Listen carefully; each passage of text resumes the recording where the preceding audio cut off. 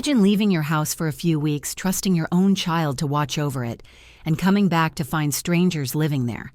That's the nightmare I never thought could happen to me. My name is Rosalind, and before I take you into the darkest chapter of my life, I want to ask you something. Where are you watching from tonight? Leave it in the comments. I'll be reading every word. Now, let me take you back to the beginning, before everything shattered.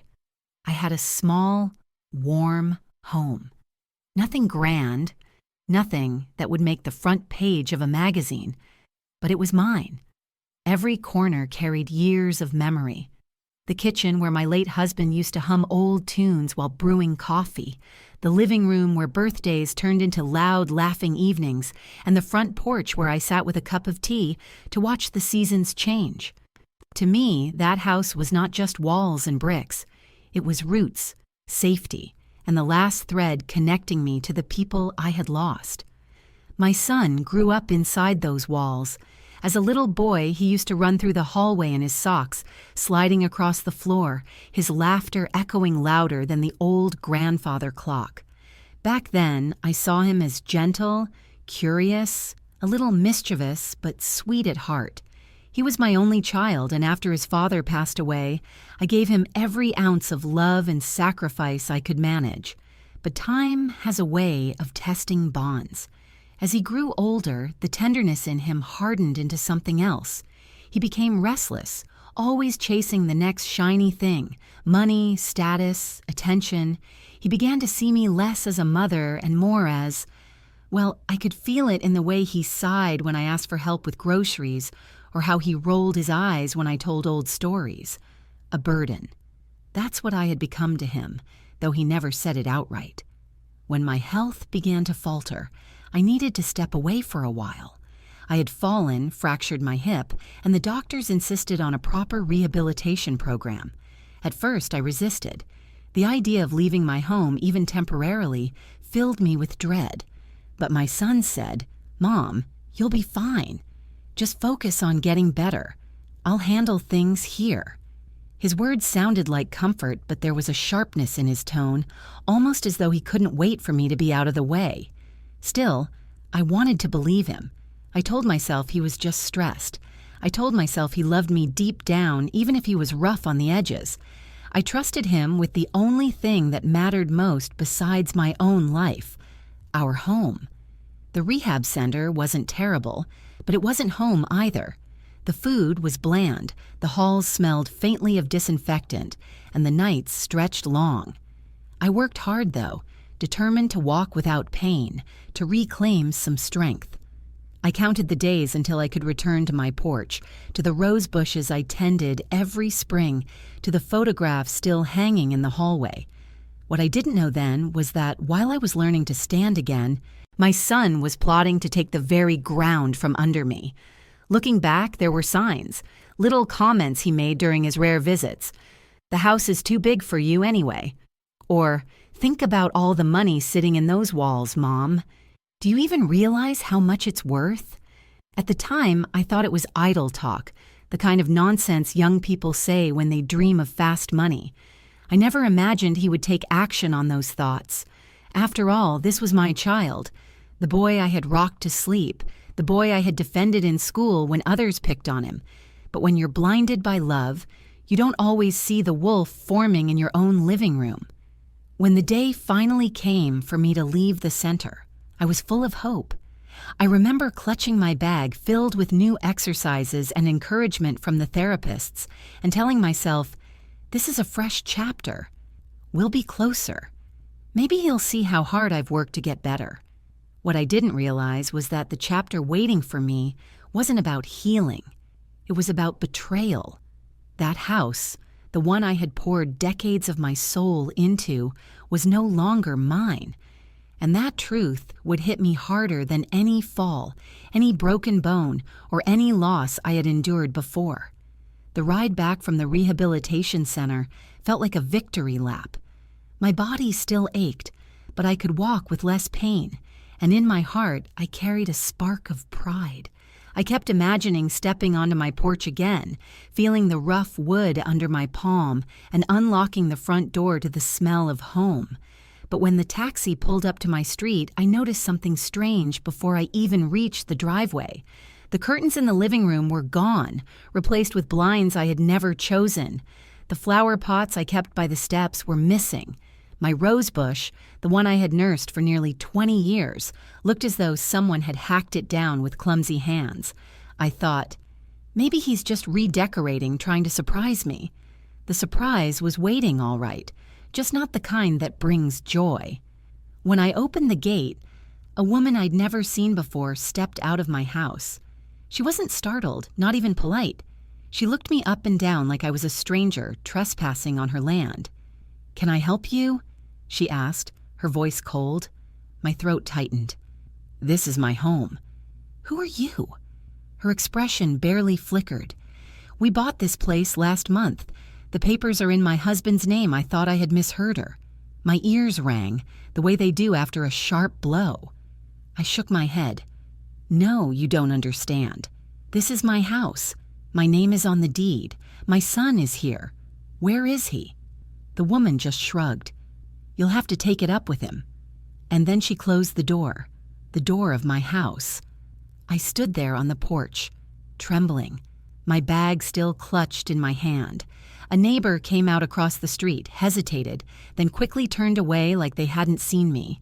My knees nearly buckled as I tried to piece together the impossible. When I finally found my son later that evening, he didn't bother with excuses or remorse. He smirked, almost amused at my shock.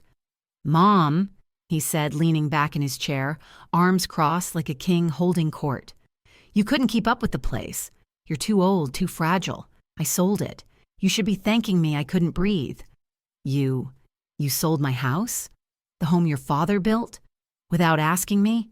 His eyes hardened, no trace of the boy I once rocked to sleep. "You left me with all the responsibility. Do you know how much pressure that was? I fixed it. I turned dead weight into money. Be grateful you don't have to worry about it anymore." Grateful. He wanted me to be grateful. The betrayal cut deeper than words can reach. It wasn't just a house he had sold. He had sold my memories, my safety, my place in this world. He had uprooted me as though I were nothing more than old furniture he didn't want cluttering his life. I tried to fight back. I told him I never signed anything, that he had no right. But then he revealed the ugliest part. He had forged my name. The notary, the signatures, all carefully arranged with lies. "Don't make a scene, Mom," he said, his voice dripping with mockery. "You'll only embarrass yourself. Nobody's going to believe you anyway. Everyone knows you've been in rehab. You'll look unstable." That word, unstable, hung in the air like poison. He wasn't just taking my house. He was taking my dignity, my reputation, and twisting them into weapons. I left his place in a daze, dragging my bag behind me like it weighed 1,000 pounds. The streets I had walked all my life suddenly felt foreign, hostile. Every porch light seemed to shine on me with judgment. I had become the woman without a home, the mother whose own child had betrayed her. That night I sat on a bench outside the church down the block. I pressed my palms together and whispered, "Lord, what did I do to deserve this?" But the silence gave me no answer. Only the cold wind answered, biting through my coat. For the first time in my life, I understood what it meant to be completely displaced, not just physically, but spiritually. The one person who should have sheltered me had thrown me into the storm without a second thought. And that was only the beginning of the humiliation I would endure. I wish I could tell you that I found a quick solution, that someone stepped in to right the wrongs. But life isn't a fairy tale. The day after learning the truth, I woke up on a borrowed couch with a stiff back and an even stiffer spirit. The friend who let me stay did so reluctantly. She had her own family, her own problems, and though she smiled politely, I could feel the weight of my presence pressing on her. It's one thing to visit someone for tea. It's another to watch them unpack a small bag of clothes, trying to fold themselves into the corner of a stranger's life. I tried calling my son again, desperate for any sign of remorse. He picked up once, his voice sharp, impatient. "Stop bothering me, Mom." "You're acting pathetic. The house is gone. Get over it." Then came the sting that left me silent. "You should be grateful I didn't throw you into the streets myself." He hung up before I could answer. From then on, he ignored my calls. Sometimes he'd block my number for weeks. I would hear bits of gossip from neighbors, whispers that spread faster than fire in dry grass. "She's lost it. She was in rehab. Her son had to take control." Lies he planted to protect his image. One afternoon, I passed by the house that used to be mine. I stood across the street watching strangers' children running through the yard, their toys scattered across the grass where my rosebush once stood. My son was on the porch, laughing loudly with a group of friends, a drink in his hand. He didn't look like a man who carried guilt. He looked like a man who had traded his mother for applause. That sight burned deeper than any wound. He hadn't just taken my home. He had twisted the story so that I looked like the villain in his play. The humiliation spread into every corner of my life. Family gatherings? I was quietly left off the invitations. Weddings, birthdays, even funerals. I'd hear about them afterward, long after the photographs had been posted online. Relatives whispered that I was unstable or too fragile. My son had poisoned them with his version of events, and it was easier for them to believe his story than to confront the ugliness of what he'd done. I learned what loneliness truly meant. It wasn't just being without a roof, it was being erased from your own bloodline, treated like a stain they'd rather scrub out of sight. In those nights, lying awake in spare rooms or shelters, my mind replayed every memory of him as a boy. His first steps, the way he clung to my skirt when he was shy, how he cried when his father passed, and I promised him we'd always stick together. Each memory twisted into a knife. How had that tender little boy grown into this cruel man? But grief has a way of fermenting into something else if you let it sit long enough. At first, I begged the Lord for answers. Then I begged him for strength. And slowly, a different thought began to creep into my chest. If he thought I was weak, maybe I had been. Maybe I had trusted too blindly. But weakness doesn't last forever, and I knew him better than anyone. I knew his greed, his shortcuts, his arrogance. One evening, as I sat alone in a quiet shelter, I whispered to myself, "He thinks he's untouchable, but he's forgotten who taught him how to walk in the first place. He's forgotten whose name he carries. I didn't know exactly what I would do yet.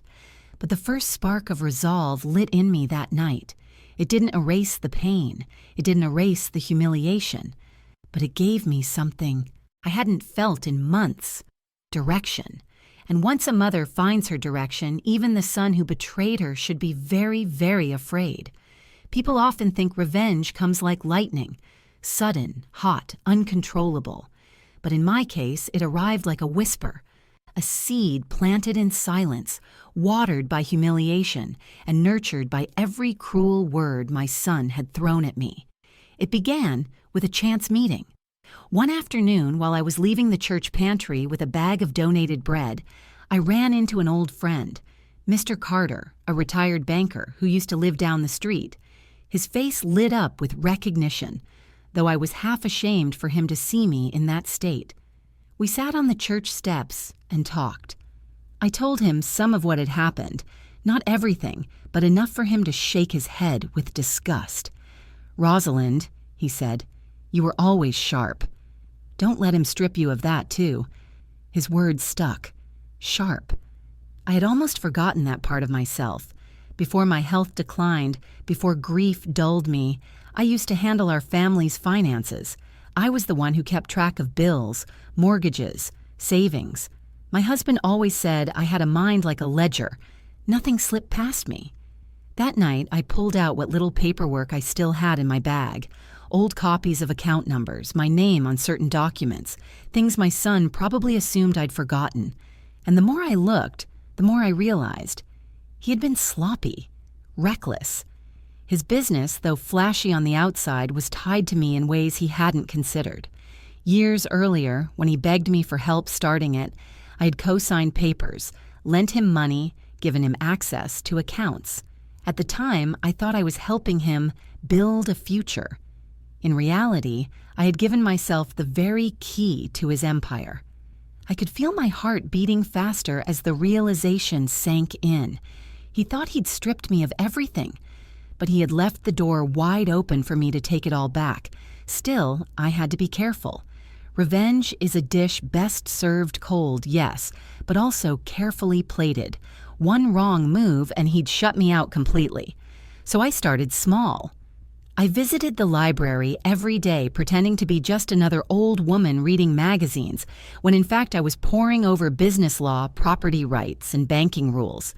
I asked discreet questions at the local clerk's office, piecing together how much legal authority I still had tied to his accounts. The more I learned, the stronger I felt. Meanwhile, my son paraded around town, oblivious. I'd hear stories of him throwing parties, showing off his new car, bragging about how smart he was to flip a house no one else wanted.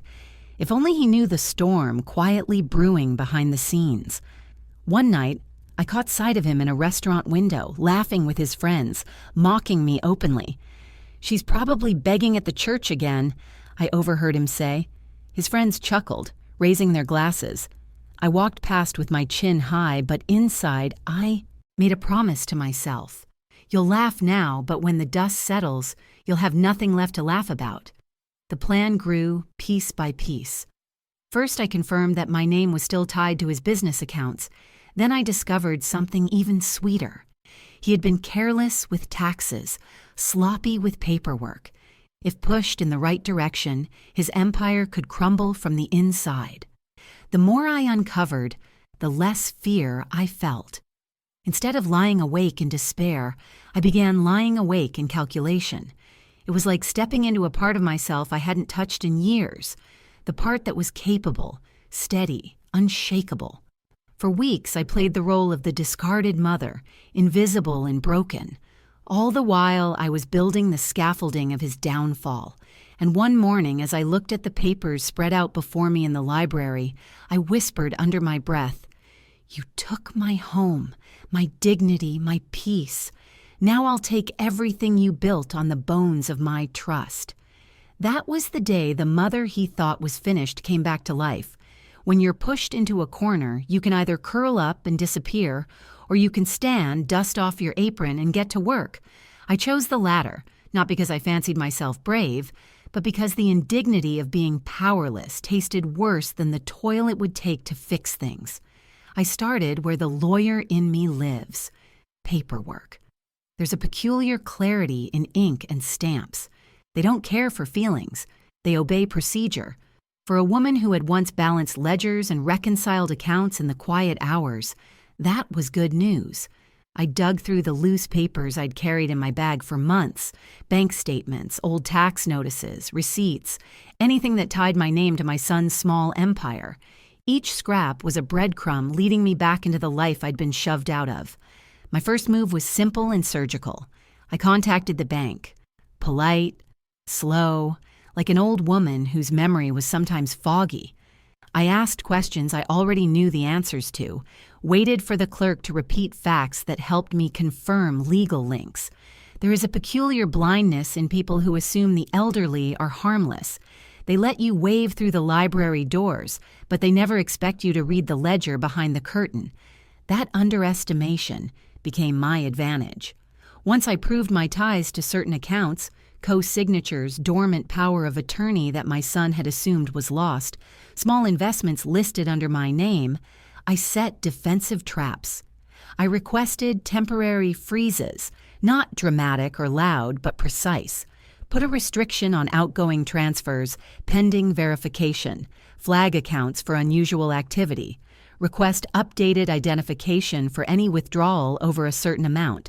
The bank obliged, slow as a glacier, but obedient to rules. Each delay I planted was a pebble in his shoes. He noticed, of course. Men who build their world on haste are easily unsettled by patience. At first, he laughed it off, confident that paperwork was a mere inconvenience. He liked to think money made him invincible. He didn't understand how a single signature could topple his bravado. He called me twice in succession, voice rising like steam. "Mom, what have you done?" he barked. Who do you think you are messing with my accounts? You'll regret. You sold my home, I said, cool as kitchen tile. I'm only making sure you can't sell the rest of me. He slammed the phone down like a child with tantrum toys, then tried other tricks. He emailed, threatened, sent messages filled with the same venom he always wore in public, derision thinly veiled as concern. You'll ruin everything, he wrote. You should be grateful for what I did. You're making trouble for yourself. He never stopped to consider what everything meant to me. So pressure can break a man who's built on brittle things. The pressure from the bank was a whisper at first, then a tightening band. He began missing payments on vendor invoices because funds weren't flowing like they used to. Suppliers grew impatient with checks that bounced or cleared late.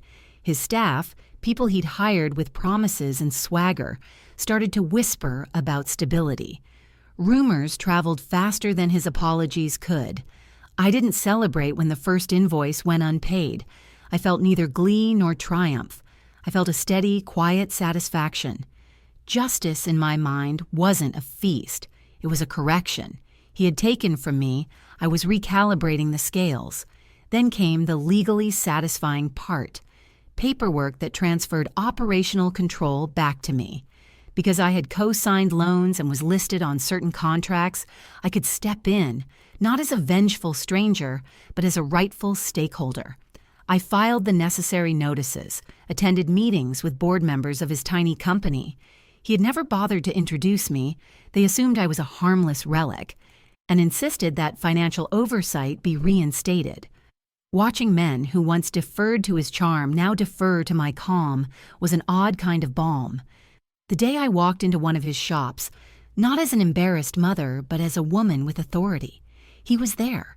He saw me from across the room, his face folded into something like disbelief and fury. He tried to hurl insults to shame me in front of staff and customers. "You don't belong here." "This is my business," he spat, red in the face.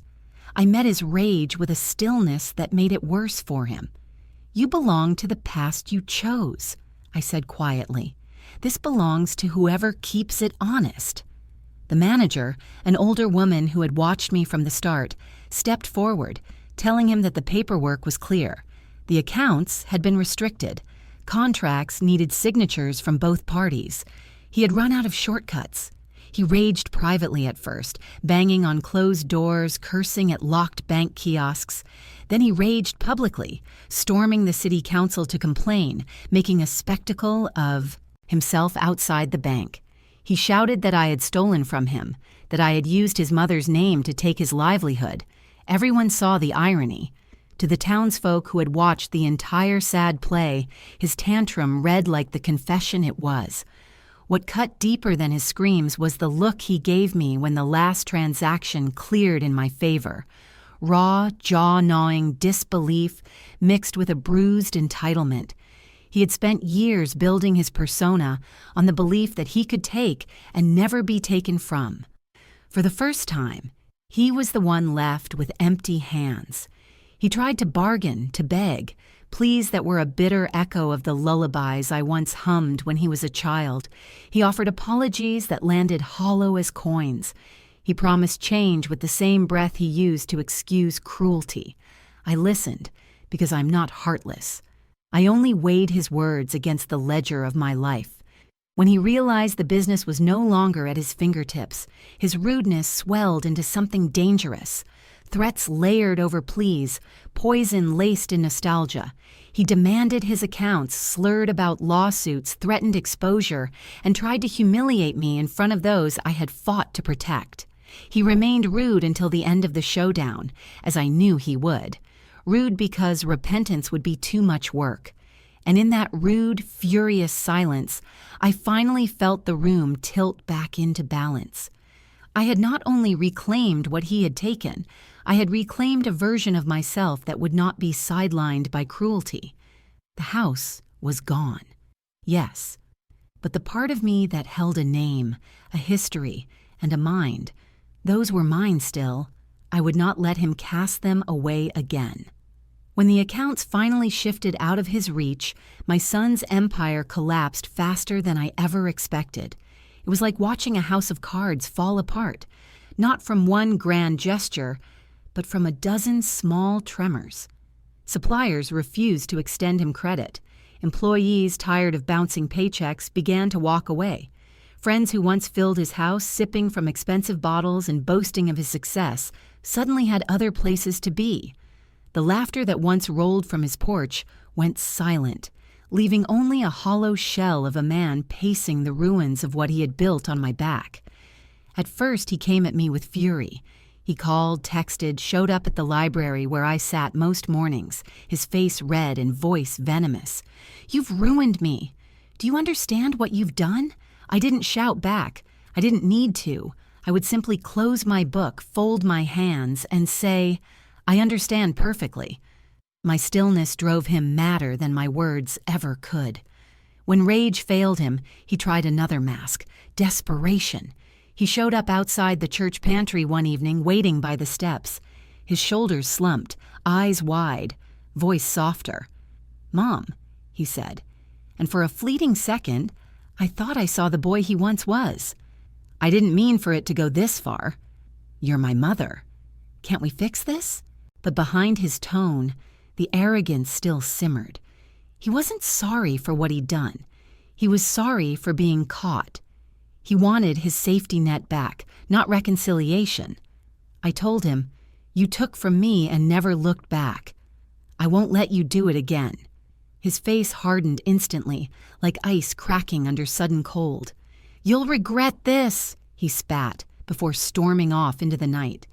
That was the last real conversation we ever had. The community, the very people who had once whispered about my instability, started to shift their eyes. They saw him unravel in public, his temper, his bitterness, his blame. They saw me standing steady, carrying myself with dignity despite the storm.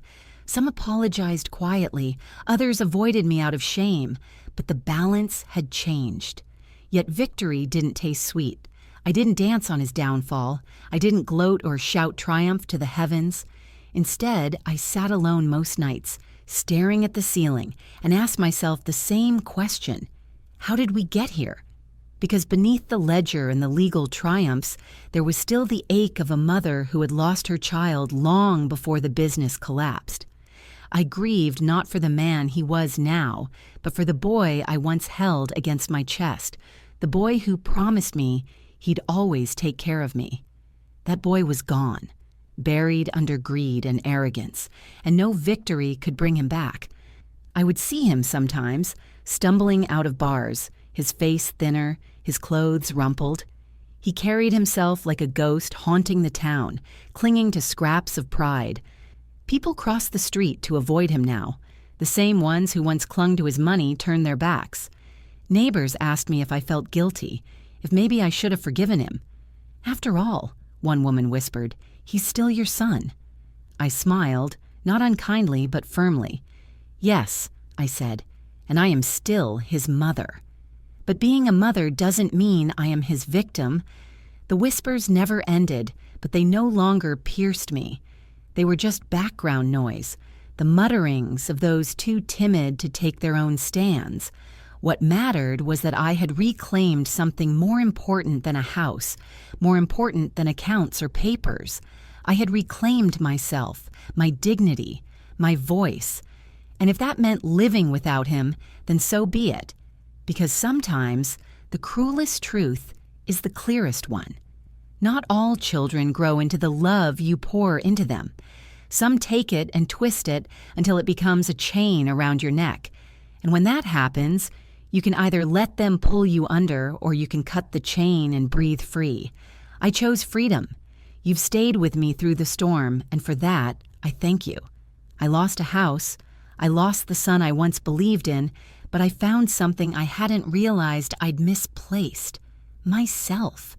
Strength doesn't always roar. Sometimes it sits quietly at a library table, filling out forms while the world thinks you've disappeared. If you take anything from my story, let it be this: blood is not always loyalty, and love does not mean surrender. You have the right to protect yourself, even from those you once rocked to sleep. So I ask you now, those listening, have you faced betrayal from someone you trusted most? Share it with me below. We're strangers here, but in truth, we carry the same wounds. I'll leave you with this. Forgiveness may be holy, but survival is necessary. And sometimes, choosing yourself is the most faithful act of all.